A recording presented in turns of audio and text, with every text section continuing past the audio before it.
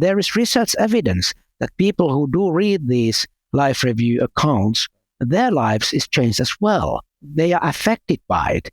And that is something which I find very hopeful and very comforting, because you don't have to die to reap the benefits from this research. Welcome, everyone, to That Death Show. My name is Anne, and with me not only is the one and only Tim Wyatt, but today is a very special show. A very special show. It is Antti Savinainen, and a topic you do not want to miss, the life review at the gate of death. Antti Savinainen is a physics instructor, all right, from Finland, who has been a dedicated member of the Finnish Rosy Cross since the 1980s. He is deeply inspired by and a dedicated student of the Ageless teachings. He actively serves as chair of his lodge, and he believes that Theosophy, the perennial philosophy, offers a profound way of ethical living, and it's a meaningful way to live, emphasizing compassion and service to humanity. He is an accomplished and prolific writer. He's published countless articles on Theosophy and Anthroposophy, and for Antti, Pekka Ervast's The Divine Seed holds a very special place in his heart.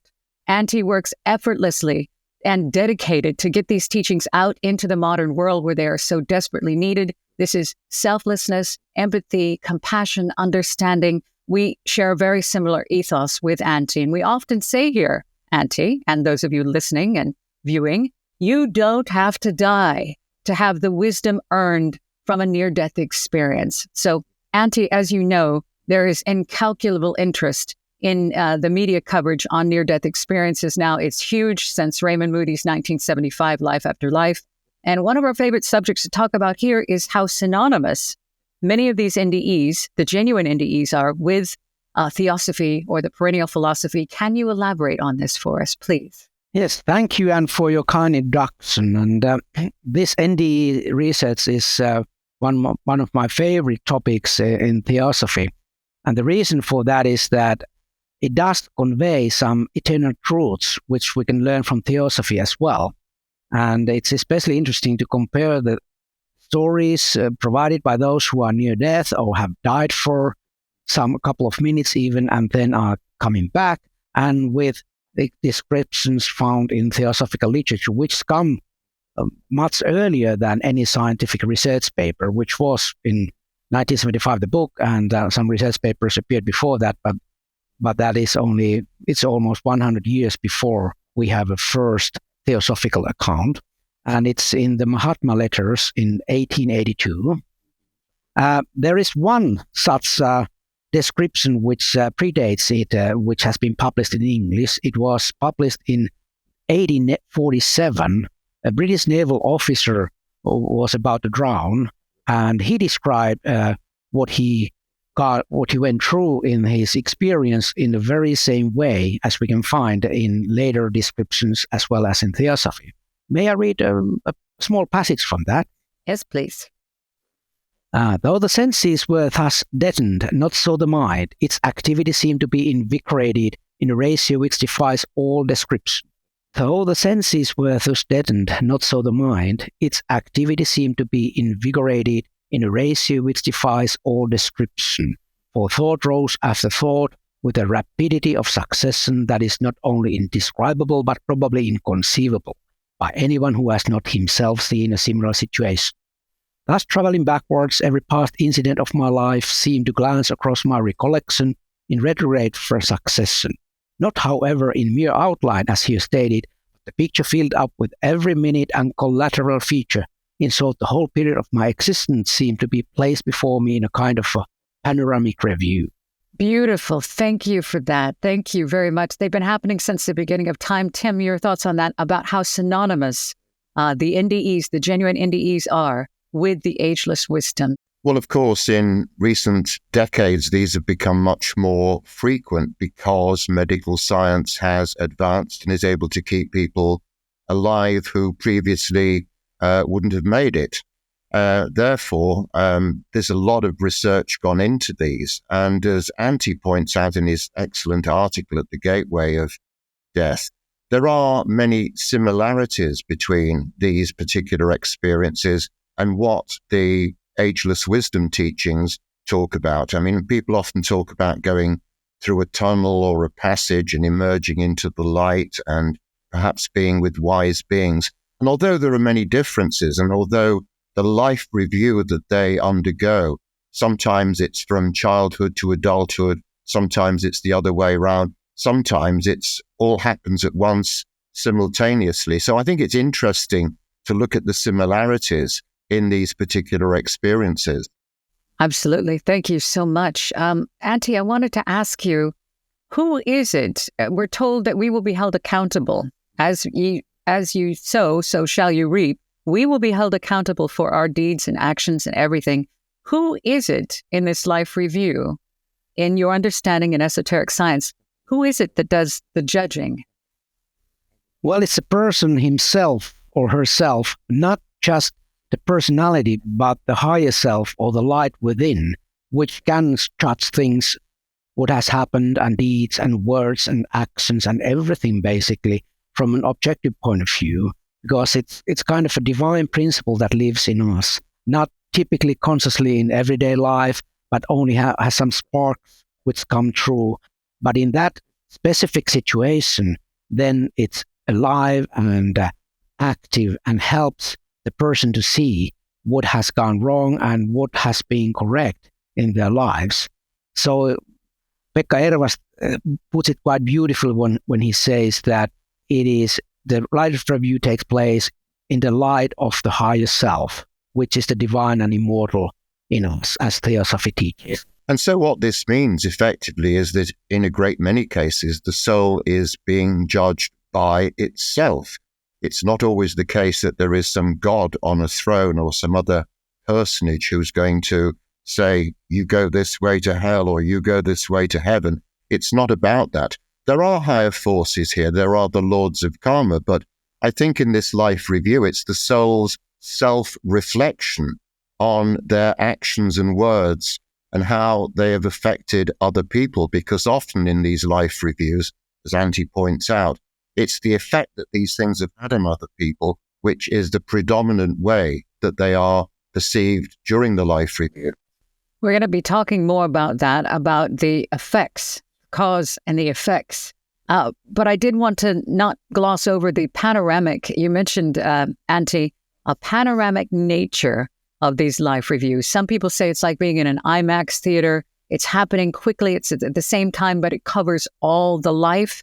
Is it possible? Could you give, from what you've studied, a little example of what it might look like or feel like for someone who is experiencing a panoramic view of their life?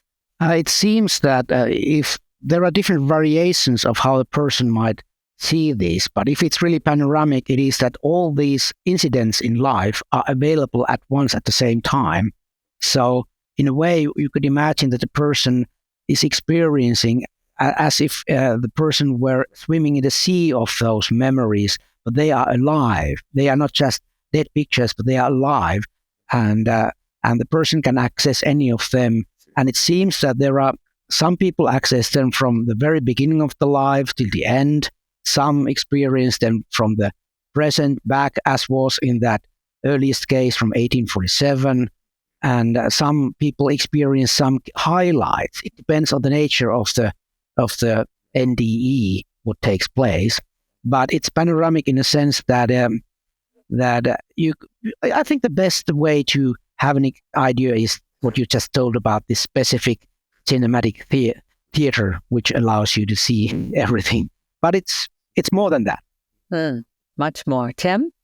Well, in the physical world, we obviously see time as linear, going from the past through the present, flowing on into the future. But once we get into realms beyond the physical, the etheric and astral realms, time doesn't apply anymore.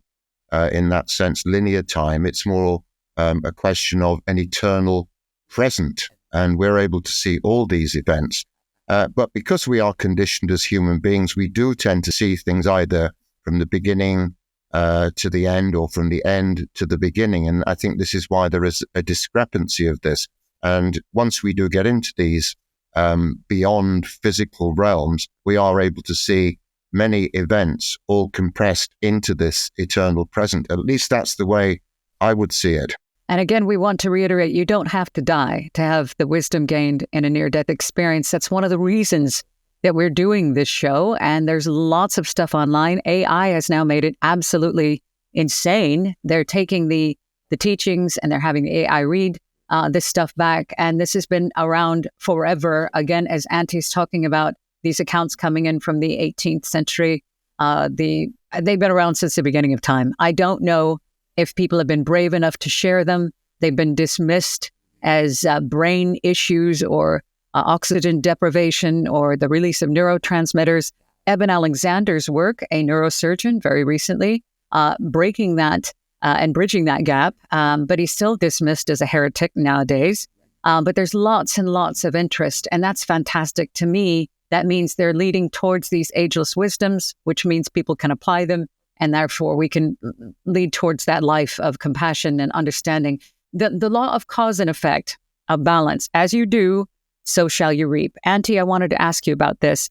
As we have been understanding in the near-death experience, we see and experience our actions and thoughts from the other person's point of view, how we affected them. And it's also taught that we will then experience that in a future lifetime as they were affected by our actions. Some NDEs have said that it isn't just how the effect was, but it's amplified for the lesson. And it's good things too. It's not just the bad things, it's the good things, and it's the small things. Could you explain a little bit about that cause and effect feeling of everything we do, we will experience the effects of, please?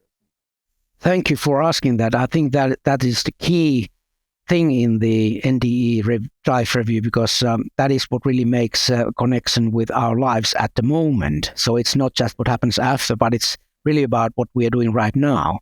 I could again read a few brief passages from the experiences. So I saw how acting or not acting rippled in effect towards other people and their lives. It wasn't until then that I understood how each little decision or choice affects the world. This is very important.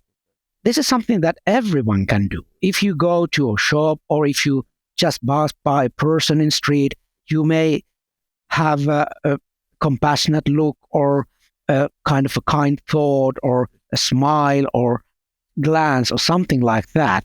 They all have an effect. It's the little things which matter.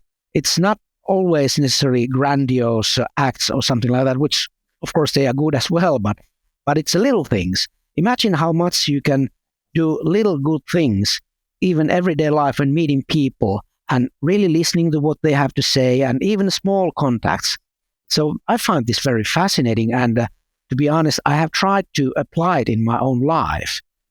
I typically listen to something, for instance, that Death Show podcast when I'm doing some ordinary things in, for instance, shop. But then I stop it, and then I want to say something to the person taking my money or whatever, just saying hello or whatever, because I try to make it work in real life, at least to some extent.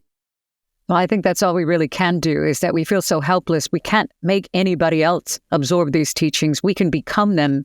And by becoming them, that's how we change the world. That is so beautifully said. Thank you, Antti. Tim, your thoughts on that, please. Well, near-death experiences happen obviously to everyone, despite their age, sex, culture, gender, background, etc., etc. They happen to deeply non-spiritual people. But in many, many cases, people emerge from these near-death experiences transformed as individuals. The classic case is Dr. Eben Alexander, who didn't have a spiritual bone in his body, didn't believe in all this kind of mumbo-jumbo, but he knew that his brain had shut down for that week when he had meningitis, and he knew that consciousness was operating in some other realm. There have been many other cases where greedy and selfish people who are just out for themselves had these near-death experiences and come back transformed. They often completely change their profession, give away their money, and start doing good deeds for other people, because these are very, very spiritually transformative experiences. Not in every case, but in a great many cases, the research shows that they do have this profound effect. If everybody understood that everything that you say and do and even think will be experienced by you as it is felt by others, imagine what a just and more compassionate society we would have. It would be the ultimate law and order. It is the ultimate law. It is the golden rule. But if we only understood that, I think we think that the sages just said you might wanna, be good to each other. But no, this is an essential rule on how to live, because as you sow, so shall you reap in every possible way, not just in the life review, but in a physical body, as it was done to them. So there is one aspect which I like very much, and it's about how we also affect not just to other people, but plants, animals, trees, water, and air. Here is one little passage which I'd like to read.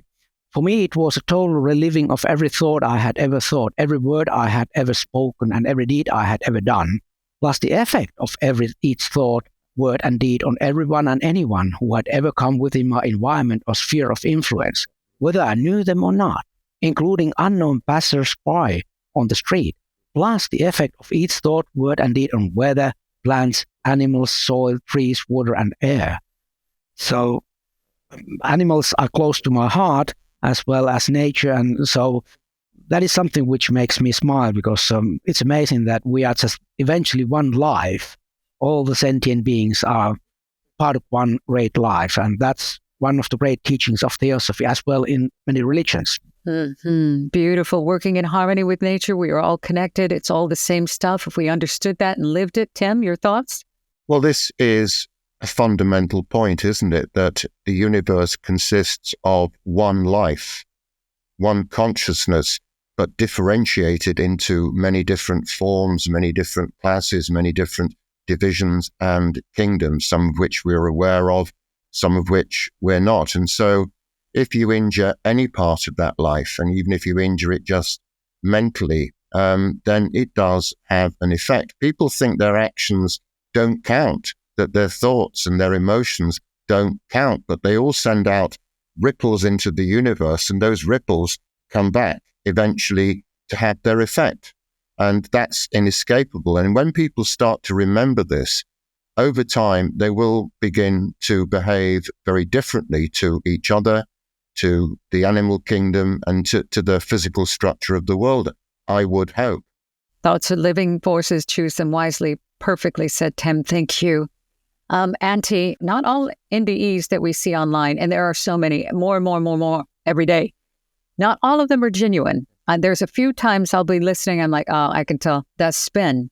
They're spinning it towards a certain religion to be able to say, obviously, I saw whatever God, insert here, therefore that was right. From my understanding, that's just they're experiencing what they knew on Earth. Can you elaborate on possibly how our viewers and listeners can discern between genuine and not so genuine NDEs, if you can, please? It may be a hard thing to do, because I suppose that some religious people might actually feel that they have met Jesus, and who I'm not to say that Jesus could be met, and typically afterwards they might interpret what they've seen and felt during that time from the lenses of their religion. However, there are situations in which someone has converted to Christianity, but realized at the same time that all other religions, great religions, are fine as well. But because he just happened to meet Jesus instead of Buddha, say, he felt drawn to Christianity. But I listened to one interview where he said that this is the way he must tell, because he wants to be honest, that it's not just the Christians. So it may be that perhaps people are not really lying, but they are afterwards interpreting or understanding their experience in the light of their religion, or the religion they just recently found. Perhaps others have kind of helped them to see things in that light. And that's okay. They can have that. Why not? Because their lives have changed as well. That's true. And remember, whatever you see, it's a reflection of this particular life, your understanding of what the divine would be. It can be Jesus, it can be Buddha, it can be Muhammad, it can be whatever it is for you. Cultural and our religious beliefs certainly shape our physical life here on the material plane. And I imagine that they also heavily affect what happens to us in the immediate time after we die. We move on eventually to the astral plane. And how we visualize that, because it's a subjective area, it's not an objective world like the physical one. Our beliefs are probably going to shape our afterlife journey to a greater or lesser extent. A fundamentalist preacher who believes in the devil and hell and flames and all that sort of stuff, it may be a self-fulfilling prophecy, and that's exactly what they do see after death. People who believe that nothing at all is going to happen after death, well, that may be the case for a while. So I think these preconceptions are very much influential in shaping our perception and consciousness of what happens in these situations. And they are going to be colored by religious and cultural and other beliefs as well.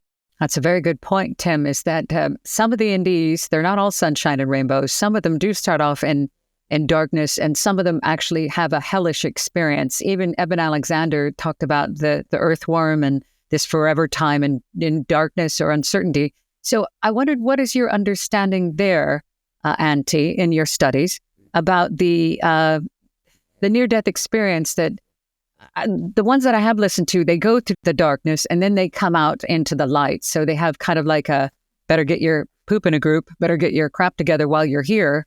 And so they go through the darkness first before they go straight to the tunnel to the light. Can you expand a little bit about these perceived negative near-death experiences, as Tim was talking about, please? There are indeed experiences which are not pleasant at all. And they seem to be happening for people who have tried suicide, for instance, or might have had a drug abuse or overdose, or sometimes they might have had a great fear of death. So the feeling with their left bodies was fear and terror, and that seems to be one guiding factor which may initiate this unpleasant experience. And sometimes there may be some ordinary people who don't, and it's hard to tell why it happened.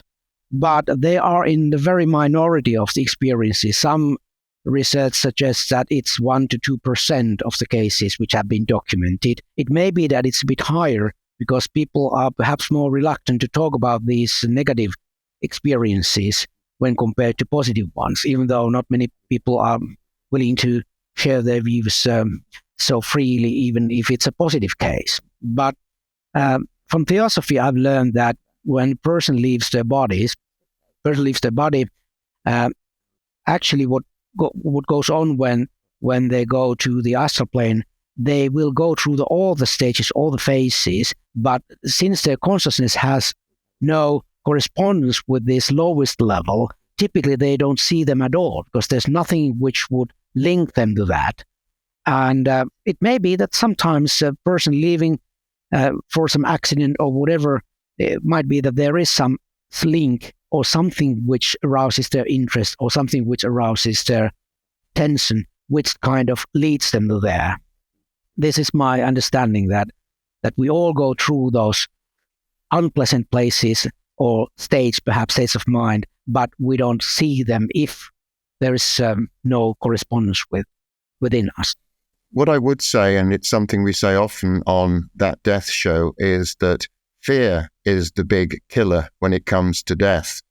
And, this is one of the things that we try and do on this show is to, as far as it's possible to do it, to remove the fear of death, because it still remains many people's greatest fear because of various forms of conditioning. They either think it's annihilation, or they might go to some horrible place that's been described by Christian fundamentalists as being like purgatory or hell, and where things are deeply unpleasant. But clearly unpleasant things do happen on the astral plane. It's not like some particular paradise. For people who have reached a certain degree of spiritual evolution, there is a state after the astral known as the mental world or the heaven world, or as they call it in the East, David Chan, the land of the gods. So there is that world, but the intermediate world may be a deeply unpleasant place where people do have to face up to the consequences of their life on Earth. I mean, if you've worked in a concentration camp, if you've been a vivisectionist, if you've been a mass murderer, I don't imagine that the after-death experience is going to be entirely pleasant. I think about that a lot when I look at our world, when I think of people building up all of this negative karma from selfishness, cruelty, horrific cruelty, thinking that this life is the only one and that they're going to get away with murder. No one gets away with anything. Everything is balanced out in the law of karma and equilibrium. My God, my God, my God. And only when I understood later in my life, I'm in my late 50s, and only when I understood, dear God, karma is not just a thing that happens here and now. It's not lightly taken. It is the law of laws. And it's just so important. Thank you for that, Tim. Antti, you mentioned Dr. Raymond Moody's concept of the life review as a 1-minute psychotherapy. Can you elaborate on the potential therapeutic benefits of understanding the life review process? How important it is that we take these NDEs? Why are they coming through now? Why is it important to know about them? Yes, people who experience it, their lives change dramatically. They start driving towards goodness and compassion, and they have strong urge to be honest, never tell a lie, and they try to keep their promises. So this is quite a common theme, and that's probably why Dr. Raymond Moody coined that nice term, 1-minute psychotherapy, because one understands oneself much better after that, seeing all the good things and all the not so good things, and realizes what is essential in life. It's that striving towards to be a better person and better friend and better neighbor and better husband and whatever the role we are playing in our lives. So in that sense, it's very effective. And even sometimes people who have been associated with crime or just what Tim referred to earlier on, just getting more money, they have changed their lives completely. So this is very nice. And there is research evidence that people who do read these life review accounts, their lives is changed as well. They are affected by it. And that is something which I find very hopeful and very comforting, because you don't have to die to reap the benefits from this research. Well, interestingly, when they first started doing hypnotic regression into past lives in the 1950s, the initial reason that this was done was for therapeutic reasons. People had inexplicable illnesses which couldn't be diagnosed even by experts. But when people went into hypnosis and started discovering these past lives, they often saw the original cause of the trauma which is playing out physically in this life. And simply realizing it often had a hugely therapeutic effect on people. And so that was one of the principal reasons that it was used. And some people went through remarkable cures where medical science in its conventional form had been unable to make any improvement or intervention at all.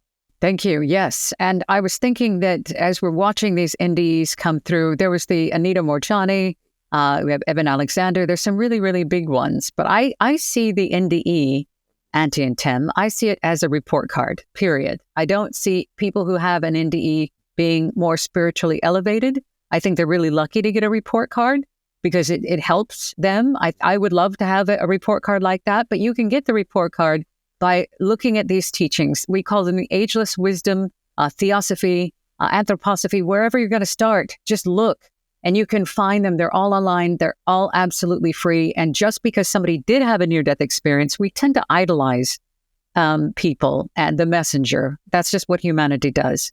But it's a report card, and that's my understanding. So through your experience, both of you, how would you say, because I always say, well, look for it online. How would you say, you listen to that death show, go to the links that are here, or start anywhere. How would you both say that those who are listening and viewing, how could they, if they want to have the wisdom from a near-death experience, where do they begin? How do they start? And let's give them some actual factual information on how to do it. Well, if you are scientifically inclined, like I am, after all, I'm a science and physics teacher, you might start with Pim-Van Lommer's research group's The Lancet paper from 2001. And The Lancet is the second best medical journal on the planet, and it's only 4 pages long, but it very nicely and scientifically describes the findings of perhaps the best study conducted so far. It was longitudinal, and it had rated almost 400 people who had experiences, near-death experiences, and then it had this prospective aspect, which is very important in medical research. If it's retrospective, it's something which happened in the past, but they took everyone who came to hospital had a heart attack, and started to following them up. People who remembered, how didn't remember what happened to them during the time when they were dead, clinically dead, that is. So it might be a good place to start. And Bimal Lommel has a nice book about this, consciousness. It's by some other book. It doesn't really matter which describes, if it's written by a scientist, if you want to look a bit more objective perspective. Then again, if you are not that scientifically inclined, you might look for a nice theosophical presentation of near-death experiences or death in general. For instance, I was playing a part in publishing a book on Pekka Erva's teaching, From Death to Rebirth. You might start from there. It's only about 100 pages easy to read, and I think it might give you persons some insights and some hope. And there are many other books as well. Or you might go on YouTube and just write down near-death experiences to find reasonable and very insightful and moving descriptions. So it's not and all this is free, so you don't have to pay for anything. Tim, what are your thoughts? Where can they actually tactically start if they're just beginning and they go, I want that wisdom from a near-death experience? Where do I start? What's your opinion? Well, you can do a lot worse than read Dr. Raymond Moody's books, because he's the grandfather of all this. He's the godfather of it all. And there are many other books, Pim van Lommel as well, and other early researchers. But there is so much of it now. I think you have to, on the one hand, be open-minded as to what's there, but at the same time, you have to discriminate against some of these things, because as you rightly pointed out, people do use them to propagandize for religious reasons. And I think when people start doing that, these experiences become less authentic. But generally speaking, religion doesn't seem to always play a part in this. And many of the studies have shown that as soon as people have gone to the other side and returned, they are, in many, many cases, transformed for the better. They've become spiritually opened in some way, in a way that perhaps they weren't prior to that. The discovery of Theosophy, that was my introduction into it, the discovery through the writings of William Walker Atkinson. There are free texts on this channel, on the YouTube channel, Light on the Path, Voice of the Silence, the 14 lessons, they're all there. I just felt so overwhelmed when I met them, when I found them, and then I applied them, and then I became them. To the best of my ability. And it's not just a finished project. It's always in process. So I apply them in my daily life through the trials, through the good, calm times. I apply them and I try to become them. And I will tell you that life does, even though there's still drama, it's easier to navigate. And when these people come back and with this feeling of compassion, I have that too. I can feel that. To work in harmony with nature, to love one another, that you're not separate. The great heresy, you are not separate from one another. So Antti Savinainen, everyone. Antti, I know you're on Facebook, but how else can we find you? If somebody is watching and they want to know more about you, I will put links down below, but please let us know where we can find you if people want more Antti in their lives. Well, I have an email address which you could share with someone who watches the show. Why not? Yeah. There's one more thing which I'd like to add to this discussion, and it's about that people often think that ethics is something which you can choose or not. You can choose whatever ethics you like, but people generally believe that you can't choose the laws of nature. You can't change the gravitational force if you wish to do so. People intuitively understand this, even if they didn't understand how it works. Then again, if you take a look at what these scientific research on near-death experiences and what theosophical teachings are telling us, ethics is as part of laws of nature as any physics law. So it's not something which some person 2,000 years ago came up with, or what Buddha just came up with just by whim, but it's something which they perceived, they experienced from the very fabric of the cosmos. I find that very fascinating. And comforting. Thank you so much. Tim, any final thoughts, please? Well, I would absolutely echo what Antti says, because I've just written a piece which is on my Substack space, the esoteric perspective, and it's called Elusive Ethics. And it's about how ethics and morality have increasingly in the modern age become elastic and fluid, and there is this kind of moral relativism which has taken over. And people are more and more divorced from those fundamental laws of the universe, as Antti says, can't be changed. And if we stray away from these laws and we say, oh, well, it's okay to do this or to do that, then, this is a very, very dangerous direction in which humanity is taking, because morality has been stripped out of people's lives to a very, very large degree. It's looked on as very old-fashioned, a bit quaint, something that your grandmother would have liked, but is not relevant for the modern age. It's absolutely relevant to the modern age, and it's at the heart of everything a spiritual person should be about. You don't have to die to have the wisdom brought back from the near-death experience. It's here for you in these texts, in these videos. It's free. You don't pay for it. You apply them, you become them, you visit them again and again and again, and just absorb them. It's a way to live. I look at these teachings as like a handbook for life. It's like life's instruction book. So we're all going to die, but death is not a tragedy, nor is it fatal, final, or permanent. Antti, thank you for being with us today. We would love to have you back as often as you'd like. And thank you for your support online too. It's a new podcast. We've only been doing this for a little bit of time. We're cutting our teeth. We're learning a lot. We also tell you about the Substack that goes hand in hand with this show. It's called The Esoteric Perspective. Tim was just talking about it. If you love what you get here on That Death Show, please check it out. It's absolutely free. The link is down below. Also, the film, The Myth of Death, which came out in the summer. Antti, thank you for your review on that as well. That's the reason we're sitting in these chairs right now. You can watch that for free on our YouTube channel as well. It is smashing it at film festivals. Please check it out, The Myth of Death. It is the most comforting film about death I have ever seen in my life. And that I'll stand right by that. I'll die on that hill. I will die on that hill, but it's not a tragedy. So remember to like, subscribe, share, comment, rate, review, whatever you can. We see the numbers going up. We're heading towards 7,000 on YouTube, and we're going to get hopefully 1,000 downloads over on the audio. Thank you. We love you. Next week on That Death Show, our focus will be black magic, evil machines, evil within the machines, evil entities in machines, and death.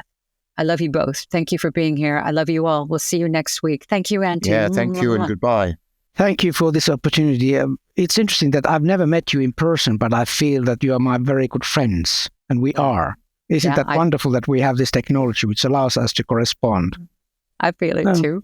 It's quite amazing. Death comes to us all, but death is not a tragedy. Everyone's Book of the Dead by Tim Wyatt reveals a whole new perspective on what lies beyond this earthly life. The Egyptians have a Book of the Dead. The Tibetans have a Book of the Dead. Shouldn't you have one too? This captivating, richly illustrated book explores the mystery of death by examining it from every angle, sharing the ageless esoteric teachings on karma, reincarnation, and after-death states, as well as examining death and dying in different cultures, religions, and spiritual traditions. Death is not fatal, final, or permanent, but simply a transitional doorway to a new beginning. Get your copy of Everyone's Book of the Dead today at firewheelbooks.co.uk.